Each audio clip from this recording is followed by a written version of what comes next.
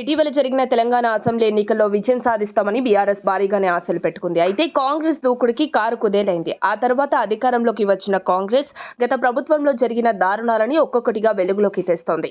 ఇప్పటికే మేడిగడ్డ బ్యారేజీ డొల్లతనం, ధరణి పోర్టల్లో అక్రమాలు, అలాగే వివిధ శాఖలలో తీసుకున్న వేల కోట్ల రుణాలు, లక్షల కోట్ల అప్పులు వంటివన్నీ బయటపెడుతున్నాయి.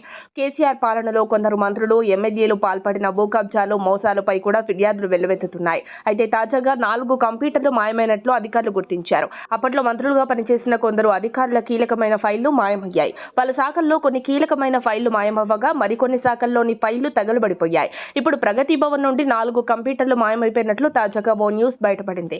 ప్రగతి భవన్ కేసీఆర్ అడ్డా. అలాంటి చోట ఎన్నికల ఫలితాలు వెలువడిన రోజు రాత్రి 4 కంప్యూటర్లను ఒక వ్యక్తి కారులో తీసుకెళ్లినట్లు అధికారులు గుర్తించారని సమాచారం. ఫలితాలు వచ్చిన రోజు అర్ధరాత్రి ప్రగతి భవన్లోకి ఒక వ్యక్తి కారులో వచ్చారని, 4 కంప్యూటర్లను తీసుకుని కారులో పెట్టుకుని వెళ్లినట్లు బయటపడింది.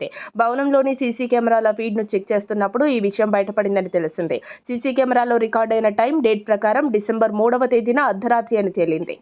అయితే కారులో కంప్యూటర్లను తీసుకువెళ్లిన వ్యక్తి ఎవరు, కారు ఎవరిది అనే విషయాలపై విచారణ చేస్తున్నట్టు తెలుస్తోంది. అసలు ఆ కంప్యూటర్లు ఎవరివి, కేసీఆర్ కుటుంబ సభ్యులవా లేకపోతే ప్రభుత్వానివా అన్న విషయంలో క్లారిటీ రావాల్సి ఉంది.